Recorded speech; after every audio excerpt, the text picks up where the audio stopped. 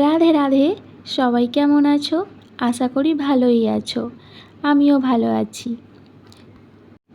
আজ তোমাদের সাথে আলোচনা করব কিভাবে সঠিক নিয়মে গীতা পাঠ তোমরা করতে পারবে এবং গীতা পাঠের সময় উচ্চারণ যদি ভুল হয় তাহলে কি পাপ লাগবে আমাদের। তারপর আমি কি দিনের যে কোনো সময় গীতা পাঠ করতে পারি, বা আমি কি চেয়ার টেবিল বা বিছানাতে বসে গীতা পাঠ করতে পারি, এবং আমরা যারা আমিষ খাবার খাই তারা কি গীতা পাঠ করতে পারবো, আর পিরিয়ডসের সময় কি গীতা পাঠ করা যায়। তারপর বাড়িতে যখন গীতা পাঠ করবে তার আগে কি মন্ত্র পড়তে হবে, গীতার মাহাত্ম্যগুলো কি পড়তেই হবে। শুরু থেকে শেষ পর্যন্ত দেখবে। আশা করি তোমাদের কাছে গীতা বই পড়া নিয়ে সমস্ত প্রশ্নের উত্তর তোমরা পেয়ে যাবে। এবার আসি, যারা আমিষ খাও তারা কি গীতা পাঠ করতে পারবে? হ্যাঁ, গীতা পাঠ করতে পারবে। বলা হয় যে গীতা ভগবানের মুখ নিঃসৃত বাণী, তাই সেটা পাঠ করার জন্য স্নান করে শুদ্ধ হতে হবে। আর যে জামা কাপড় পরে আমিষ খাও সেটা পরে গীতা পাঠ করবে না। তারপর বলি গীতা পাঠ কখন করবে। দেখো, গীতা পাঠ আমি যেভাবে করি সেভাবেই তোমাদের সাথে শেয়ার করব। গীতা পাঠ আমি কি করি, আগে পুজো করে নিই বাড়ির মন্দিরে, ভগবানের আরতি করে নেবে, সেবা দিয়ে দেবে, তারপর গীতা পাঠ করবে। গীতা পাঠ করার আগে আমি কি করি, গীতা বইটা মাথায় ঠেকিয়ে ওম নমো ভগবতে বাসুদেবায় বলে প্রণাম করে নিই, তারপর গীতা পাঠ করি।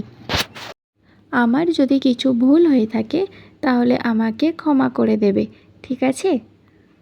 আমি যেটুকু শিখেছি আমার বাড়ির বড়দের আশীর্বাদে আর গুরুদেবের কৃপায়। এবার আসি, গীতা পাঠ বা উচ্চারণে যদি আমাদের কোনো ভুল হয় তাহলে কি আমাদের পাপ হবে?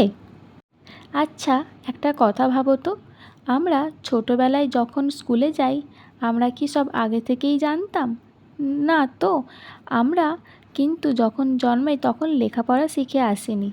আমরা স্কুলে গিয়ে শিক্ষক শিক্ষিকা আর আমাদের সবার প্রথম গুরু মায়ের কাছ থেকে অ আ ক খ শিখেছি। তখন কিন্তু আমরা অনেক ভুল উচ্চারণ করি। তার কারণে কি আমরা পড়ালেখা থেকে বঞ্চিত হয়ে গেছি, বা আমাদের কোনো পাপ হয়েছে? যদি না হয়ে থাকে তাহলে সেই রকমই ভাবে আমরা ভগবানের সৃষ্টি করা জীব, অর্থাৎ ভগবানের সন্তান। তাহলে আমরা যদি ভগবানের শ্লোক উচ্চারণ করতে গিয়ে ভুল হয় তাহলে কেন আমাদের পাপ দেবেন? কারণ আমরা জন্মগতভাবে এই শ্লোকগুলো শিখে আসিনি। তো এই ভয়ে পড়া বন্ধ করো না। গীতার শ্লোক প্রতিদিন একটা করে অবশ্যই পড়ো।